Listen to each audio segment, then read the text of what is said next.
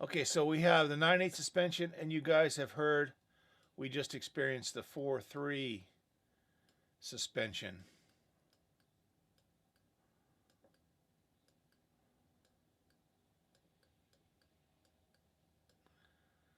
Those concepts are nothing new. They're 400 years old. So the new chord they have, the sus2 chord, hailed out of 1993, is really, you know, at least 350 years old from old classical music. So we've got our modifications here. We got our major triad.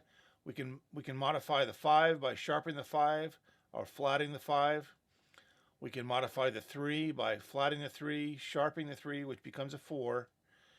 And we can modify the 3 and the 5, flat 3, flat 5, flat 3, sharp 5. We can modify this with a 4 or 1 4 flat 5 and 1 4 sharp 5.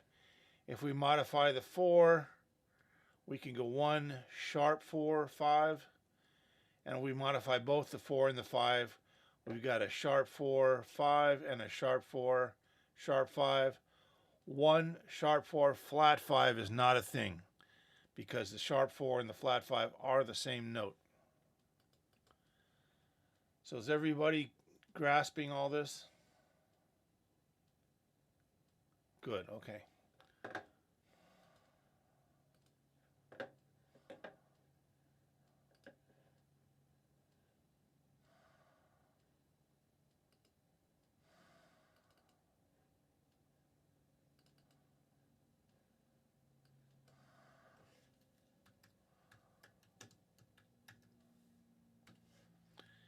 All right, so now we want to complete that with, now we have our categories of 4-part chords.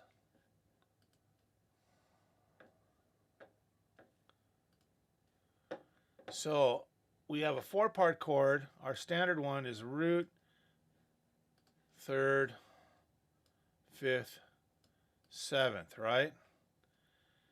So if we have 1 3 5 7, the first thing we can do, we can modify the what?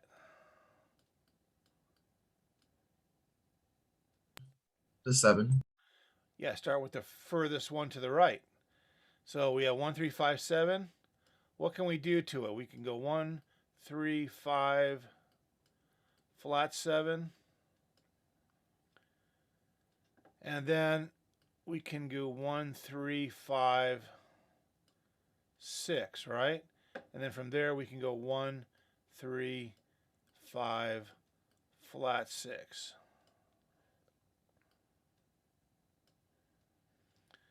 So in the far right column, those are all the things we can do to that note. Is that correct? Okay. Now, some people say, well, you can double flat the 7. Yeah, doesn't that become a 6? So, just so you're aware, the academic terminology for a diminished chord is 1 flat 3 flat 5 double flat 7. That's how it's called, but the note is a 6. So, a huge bulk of jazz players just call it a 6. Classical players always call it a double flat 7. Um, these are just titles. These are just names that we give stuff. What ultimately matters is, can you play it? Can you hear it? Because it's music. We use these ears to judge our music, not how it's written down, right? So the ear is the most important thing. Is, what does it sound like? Can you distinguish what it sounds like? That's the key. So a double flat 7 and a 6 are going to sound exactly the same, are they not? So as long as you understand that you can call a double flat 7 a 6, and a 6 you can call it a double flat 7, that's just semantics, right? Because you're going to run into situations where people will use either terminology, right? And it's up to you guys to know, oh, that's what they're talking about. Because you're going to be in on a rehearsal somewhere, or something, studio session, where that might come up in either category, and you just have to quickly be able to decipher it for yourself. So we have a mod 7, and then here we have our mod 5, right?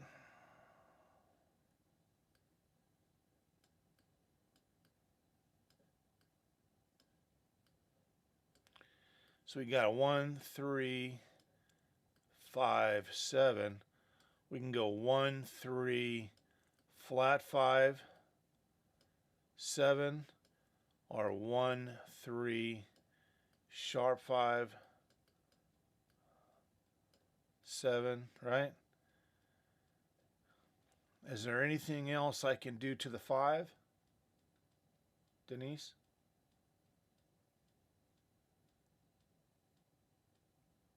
What can we do with the 5? We can flat it or sharp it, right? Is that it?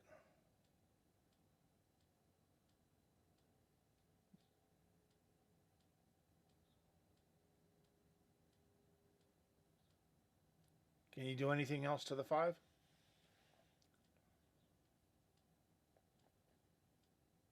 Can you hear me?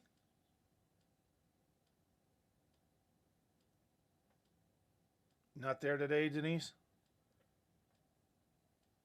Sorry, I didn't hear you. What else can you do to the 5? Could you make it a 6? If you make it a 6, you actually physically can.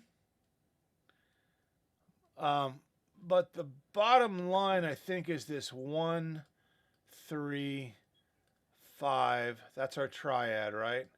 And then you have a 7 over here. And the 7 can be modded or converted to a 6, right?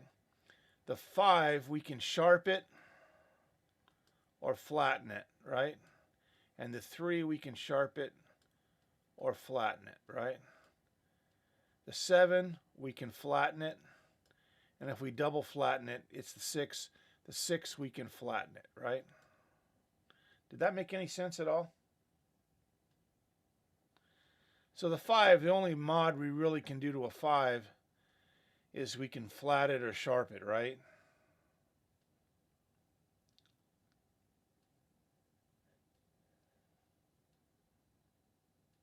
Right? Yeah? Okay. Do your best to interact with me here because I feel like I'm talking to myself. Okay, so we got mod 5, mod 7, and then we have over here mod 3, right? So 1, 3, 5, 7. Well, we can take that third and we can flat it. Or we can sharp it, right?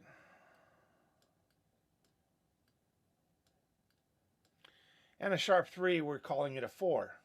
Yeah? Okay, so those are single modifications of one note in the chord, right? Now we have modifications of 2 notes. So we did our mod 7s and we did our mod 5s. What if we have our mod 5 and 7?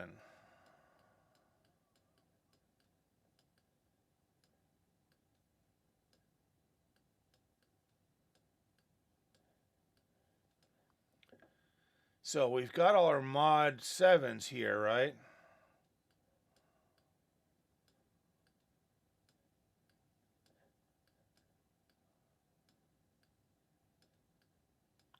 That's our mod 7.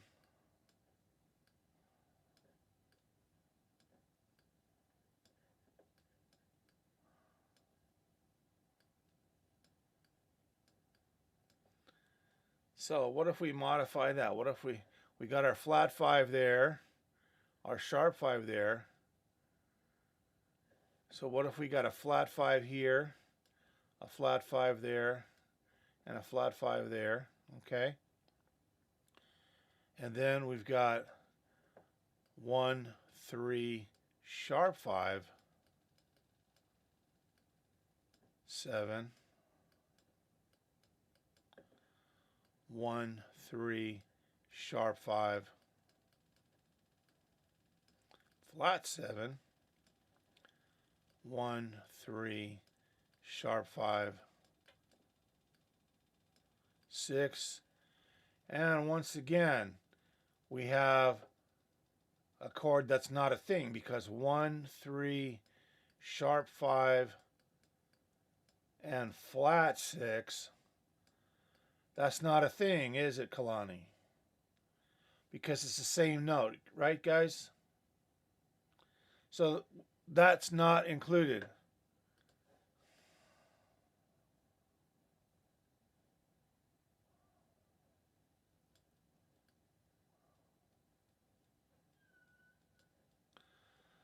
Okay, so we got modification of 7, modification of 5, then we got 5 and 7 together, right?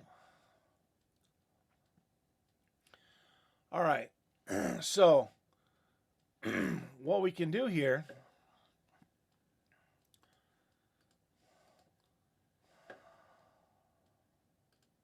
just logically speaking, we can modify 7, we can modify 5, and we can modify 5 and 7 together, right?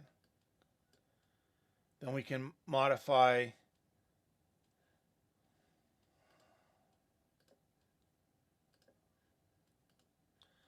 we can modify 3 and 7, or 3 and 5, and then we can modify all of them.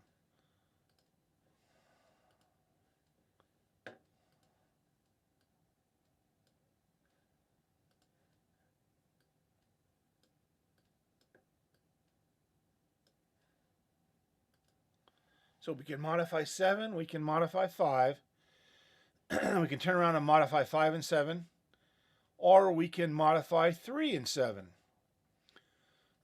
or we can just modify 3 and 5.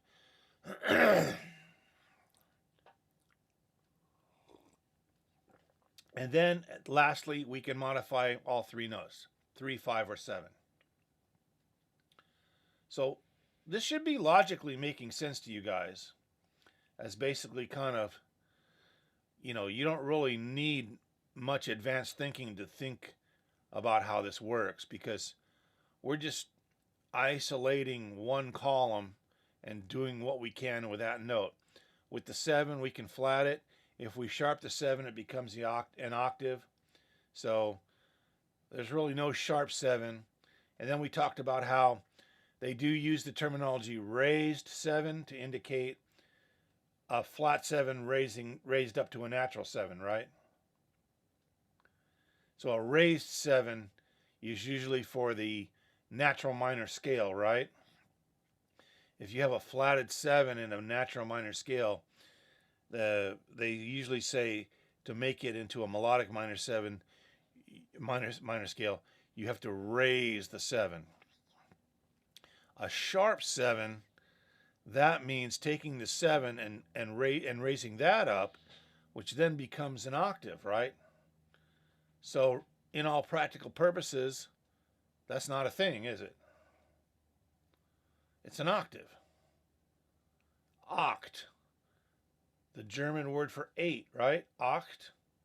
How many tentacles on an octopus?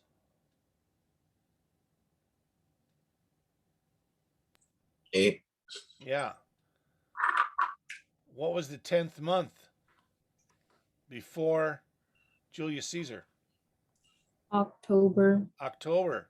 And what happened with Julius Caesar? Got murdered. He added July, and then his son, Augustus, added August. So October then became the 10th month. Isn't that weird? That's just a weird, unknown fact that college students should know. Yeah, okay. um, that's why they call it the Julian calendar. Have you heard that term before? Julius Caesar, the Julian calendar. Okay.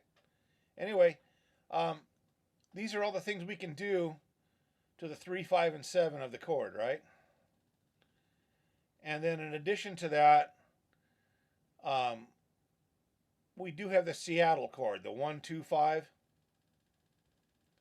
which, I mean, it's really not that critical because it's called the 9/8 suspension in classical music, and then in Seattle grunge music, uh, they don't even call it the sus. They started calling it the sus2, but jazz guys have called it an add-2 chord since the 1950s. So really, there's nothing new in music theory since 200 years ago, except when you get into the atonal music of the 20th century, then you're dealing with guys like Arnold Schoenberg, and Albanberg and Anton Weber, and then Schillinger and Schenker. Well, Schenker was tonal, but Schillinger and Stravinsky used 12-tone music. So 12-tone music is kind of a child of the 20th century. And that is 12-tone means it's chromatic. And chromatic music is generally very dissonant. If you guys sit around listening to chromatic music all day, your cat will run away and leave home. Back when I was a student in the 80s, I had to study for listening exams, and part of the listening exam is we had to listen to Schoenberg, 12-tone music, and every time I would listen to Schoenberg for the listening exam and study it, the cat would leave the room. Like, as soon as I put it on, he'd run out of the room. Cat couldn't handle hearing it. It was just freaking him out. Pierrot Luinaire. All right. So we got all these now. We did mod 5, mod 7, and mod 5 and 7. Okay, so let me save that.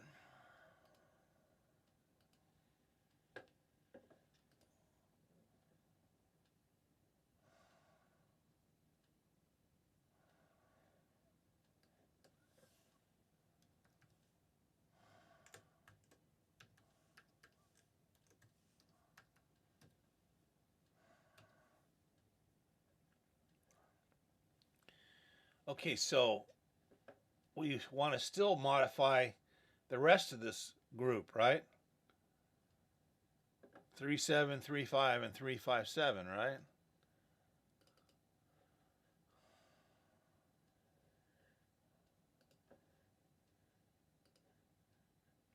So we got, whoops.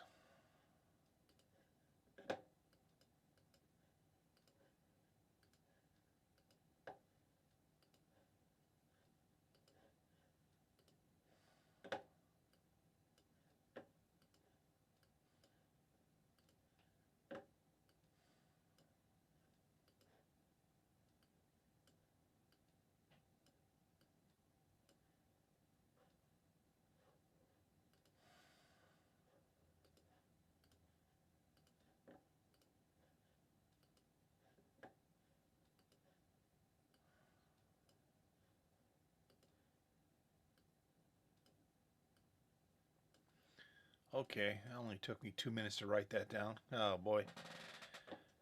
All right.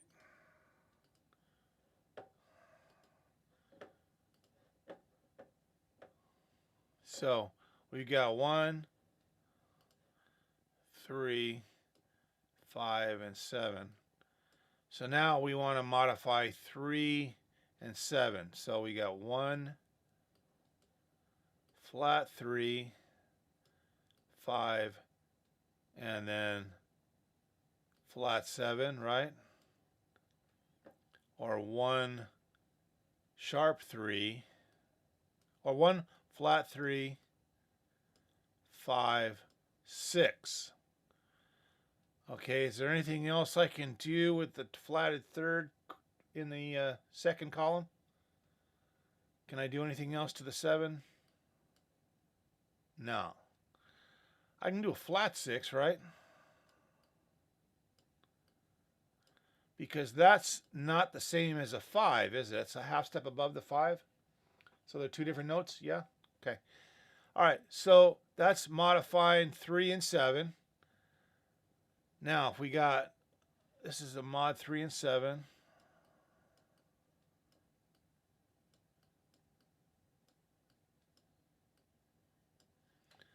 Now here we got a mod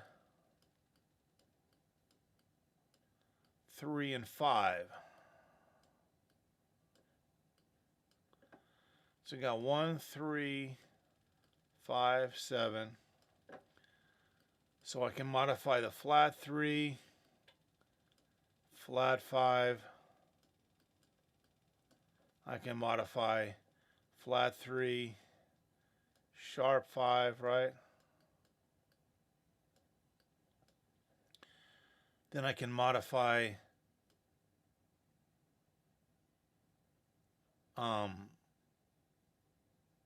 what can I do? I can go flat 3, I can go 4, right?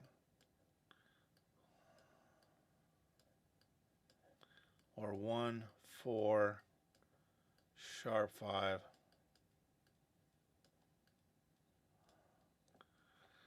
Okay, so then I can modify 3, 5, and 7, right?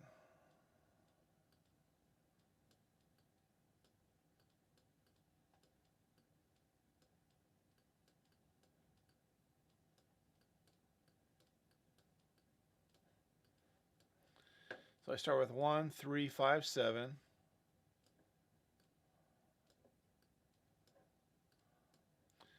So I can modify flat 3, flat 5, flat 7, right?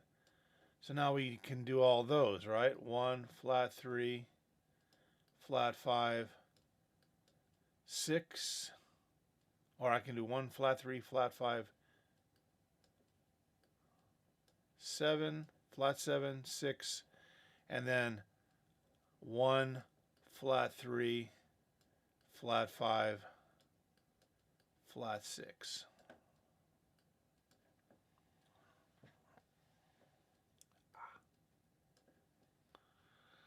Okay, so then I can take that 5 and change that to a sharp 5, right? 1, flat 3, sharp 5, 7, 1, flat 3, sharp 5, flat 7, right? 1, flat 3, sharp 5, 6, 1, flat 3. Now, what do we got here, Kalani? Sharp 5 and flat 6? No, huh? That's not a thing, is it? No. You guys understand why? Because sharp 5 and flat 6 are the same note, right? So we got flat 3, sharp 5. Okay, so that's all the flat 3 and 5 combinations. Okay, now we have the 4s. Okay, so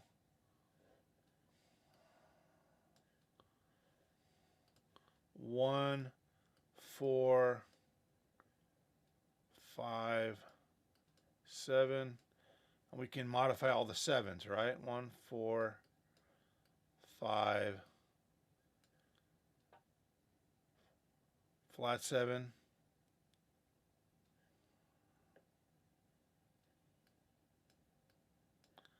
1, 4, 5, 6. 1, 4, 5, flat 6. Then we have over here 1, 4, sharp 5, 7, 1, 4, sharp 5, flat 7, 1, 4, sharp 5, 6, and then once again 1, 4, sharp 5, flat 6 is not a thing. All right, now we've got 1, 4, sharp 5. We can also go 1, 4, flat 5,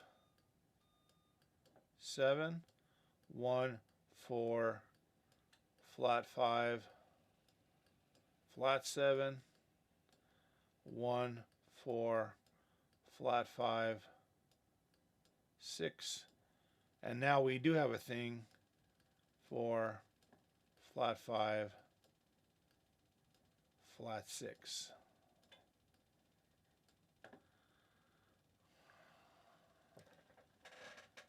Okay, so hopefully you guys are screenshotting this.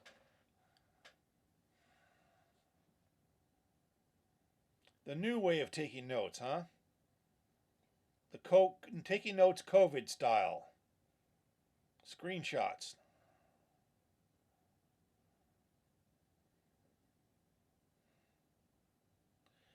Okay, so those are just the sort of numeric possibilities with what you can do with the 4 numbers, right? Now, during the course of music in the, let's say, what they call the common practice period from the end of the Renaissance to the 1800s, we're not using all these kinds of chords at all. We're using triads and then dabbling with sevenths. And anything beyond that, they consider it a non-chord tone, which didn't come into play until later where they all started stacking thirds.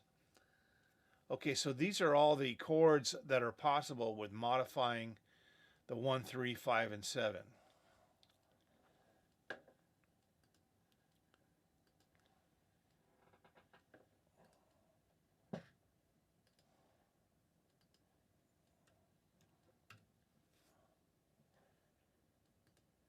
Okay.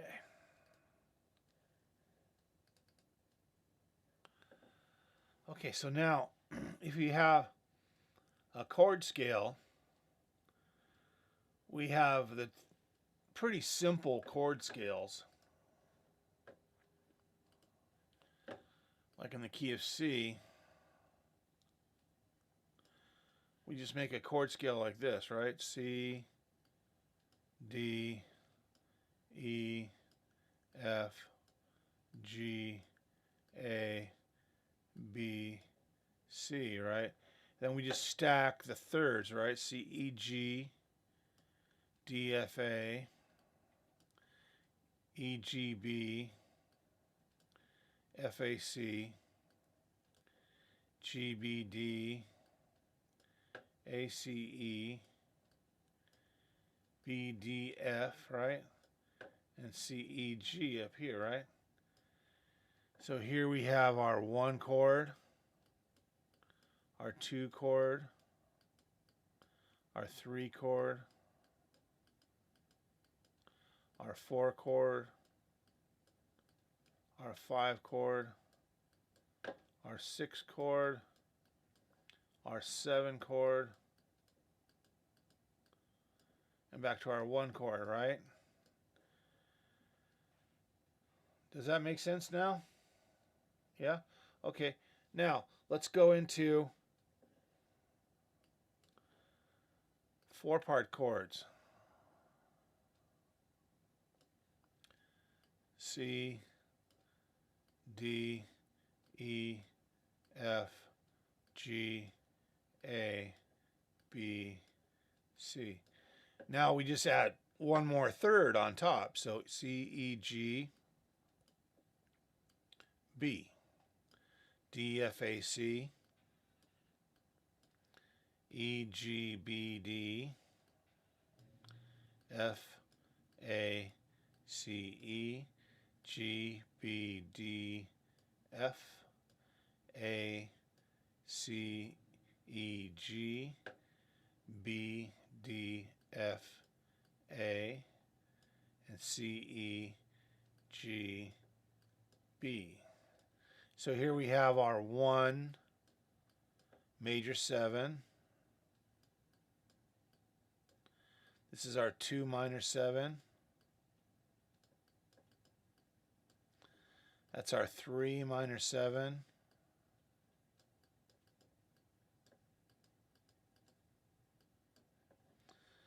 That's our 4 major 7.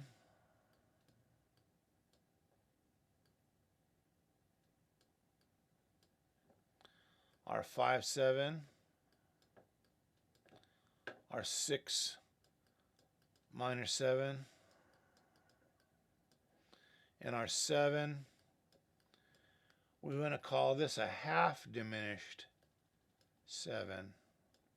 And back to our 1 major 7 again.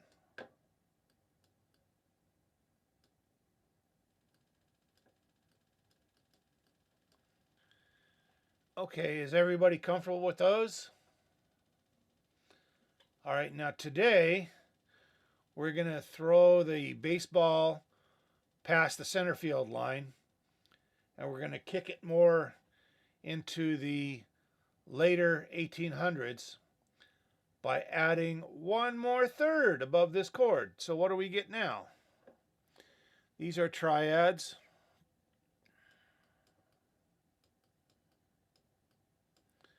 These are 4-part chords or 7th chords.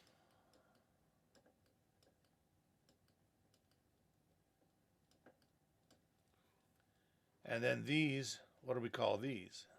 9 chords.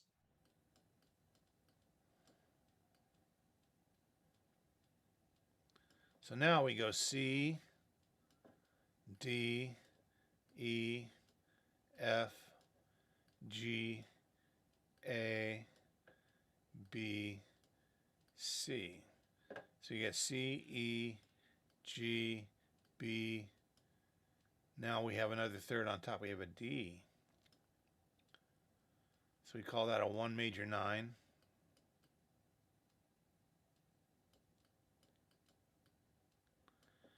And here we got a D, F, A, C, E. There's a 2 minor 9. Here we got an E, G, B, D. Oh. What do we got here? Ah. What does that collide with in that chord?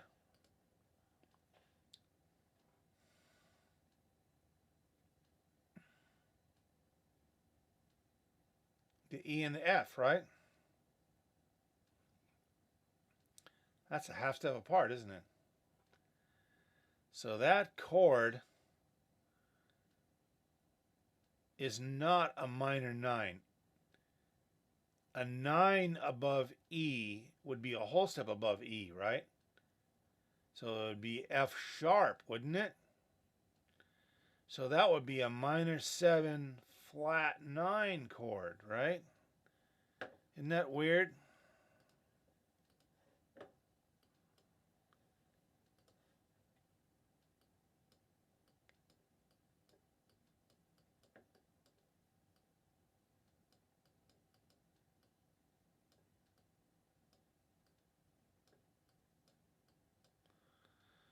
So that's a chord that's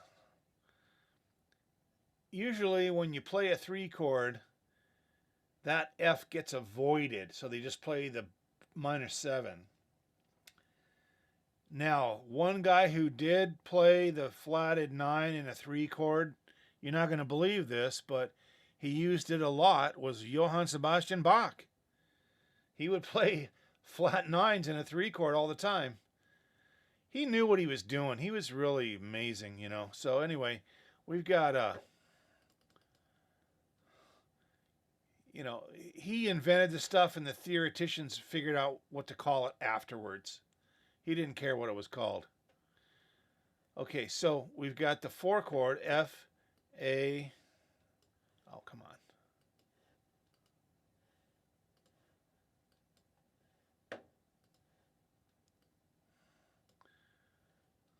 C, E, G. There's a 4.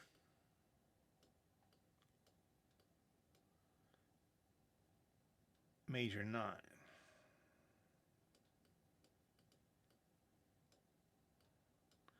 And then there's our G, B, D, F, A. There's your 5, 9. Then we have A, C, E, G, B. That's your 6,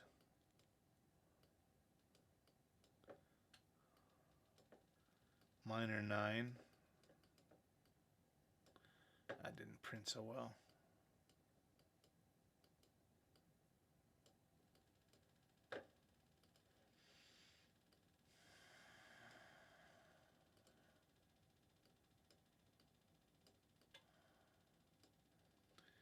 And here we have B, D, F, A,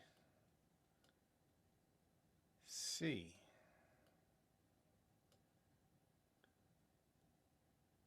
So we have BDF as a diminished triad, BDFA is a half diminished, and B to C is a half step. So that's 7,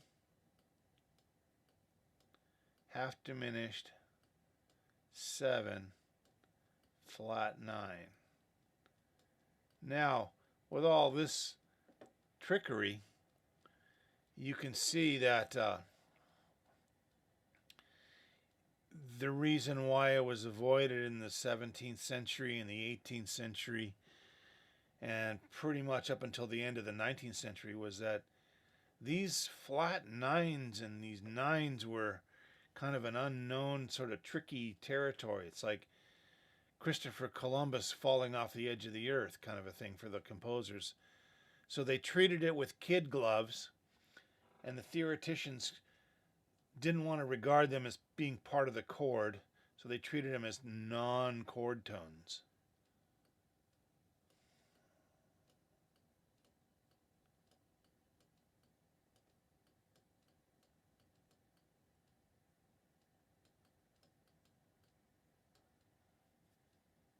Okay.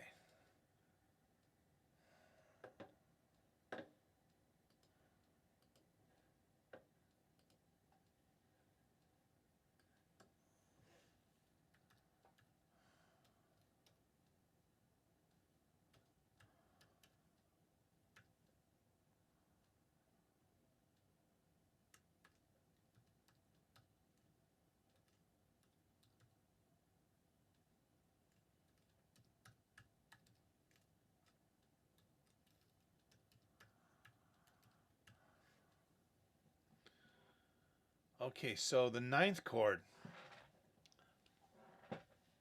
Now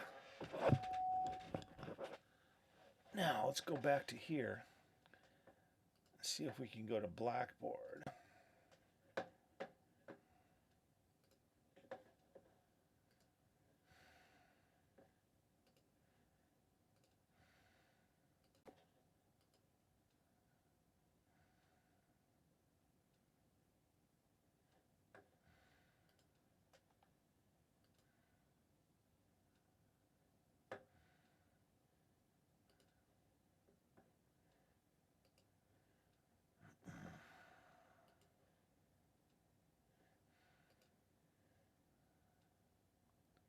Okay, now we're going to go to here.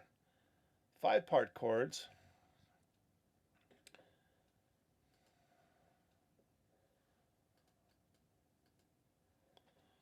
And we have our major 9. So what's our formula for major 9? Does anybody have a guess? 1, 3, 5, 7, 9. Just like that. And what would be our formula for minor 9?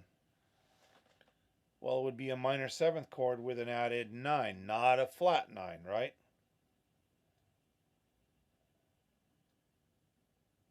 Yeah? Okay, C major 9. If we go there,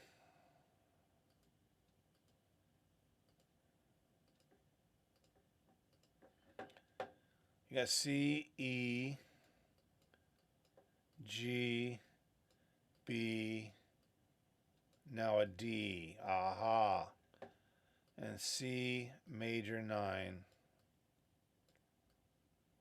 And then we got C, E, G, B, D, and that's our treble clef.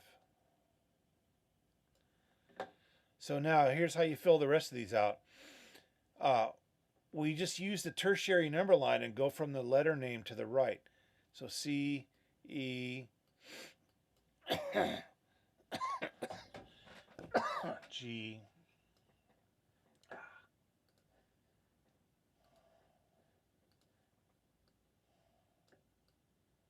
B, right?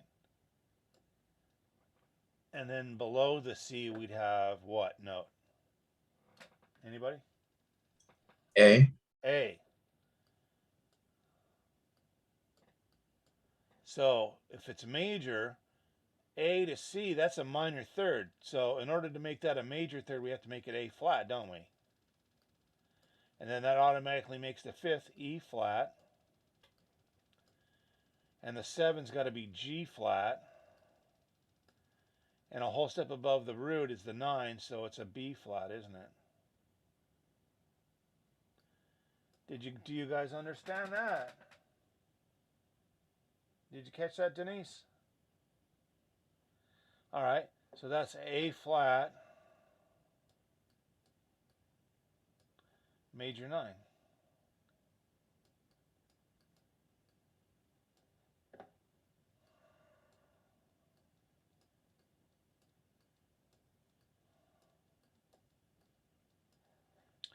Okay, so now, again, we start with the C and we go to the right. C, E,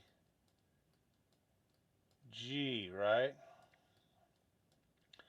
Well, we know this column is the 9, right? So a whole step below the 9 is the root, right?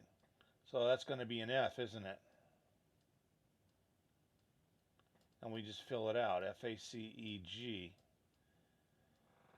Do we have to do anything to that one? Do we have to change anything in there? F-A-C-E is a major 7, right? And then the 9 is the whole step above the root, right?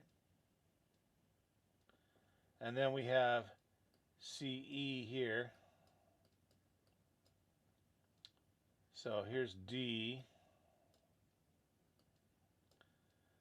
F, A, C. Now we got to be careful here. Okay, so a major 9.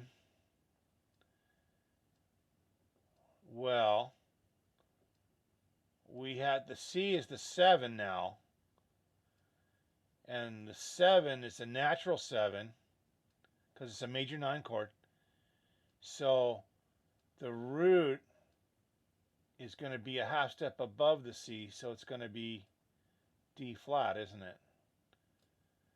And then F is the third, A flat is the fifth, C is the 7.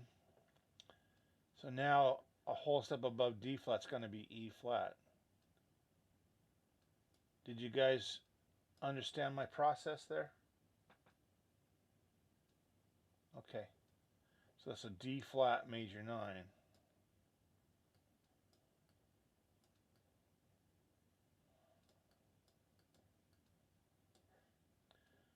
All right, and we got C here is our 9. So whole step below C is going to be B flat, right? Then we got a third is D, then F, and then A is a half step below the root, and it's C, so it's a B flat major 9.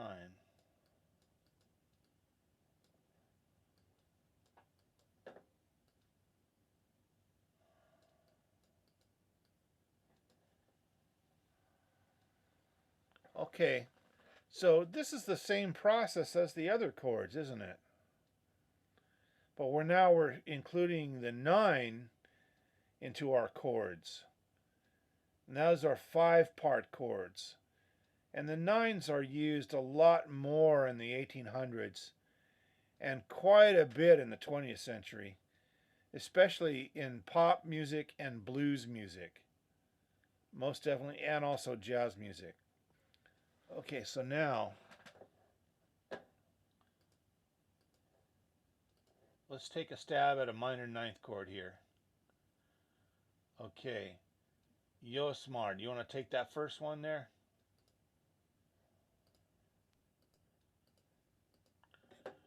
So, first step, alphabetical, right?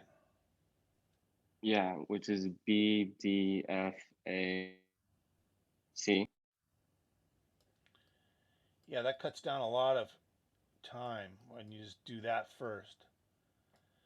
Okay, the minor 9, do you remember the formula? 1, Flat 3, flat 3,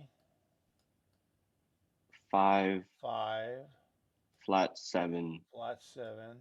flat 9. No, minor 9. Flat 9 would say flat 9 on there. Oh, then just a regular 9. Yeah. So B to D, that's a minor third, isn't it? Yeah. And a fifth would be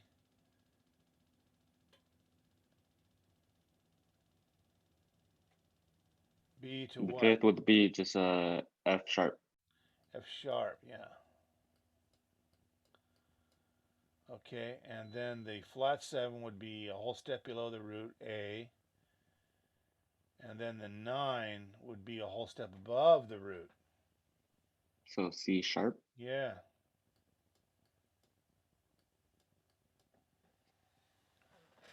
Okay, you guys. So we got minor 9, major 6, 9, minor major 9, 9, minor 6, 9. Okay, so there's all those. We download on those. Okay. So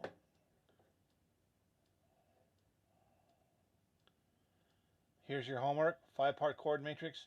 Now, if you need to go to figure out what the formulas are, here's the nomenclature of chords. Again, here's all the 9th chord formulas. Yeah? Okay. So, thanks for coming today. We'll see you guys on Wednesday. And any questions on anything? Everybody understand? We're jumping into 9th chords today. And I took the easy way so you guys could see the progression into the 9th chords. After the 9th chords, we got 11th chords, and then after that, 13th chords. That's a lot of chords. That's a lot of notes. Anyway, all right. Thanks for coming today. We'll see you guys on Wednesday. Yeah. Thank you. Bye.